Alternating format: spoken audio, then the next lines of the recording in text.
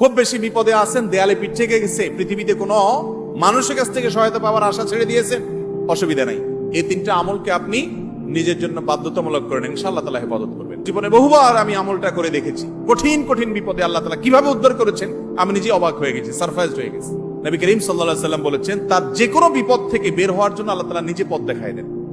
এমন ভাবে পথ দেখাবেন সে কল্পনাও করবে না। বহুবার আমল করে দেখেছি আমি, হাতে হাতে পেয়েছি আলহামদুলিল্লাহ। কোন বিপদে পড়লে দোয়া ইউনুস খতম করে দোয়া করা যাবে কিনা?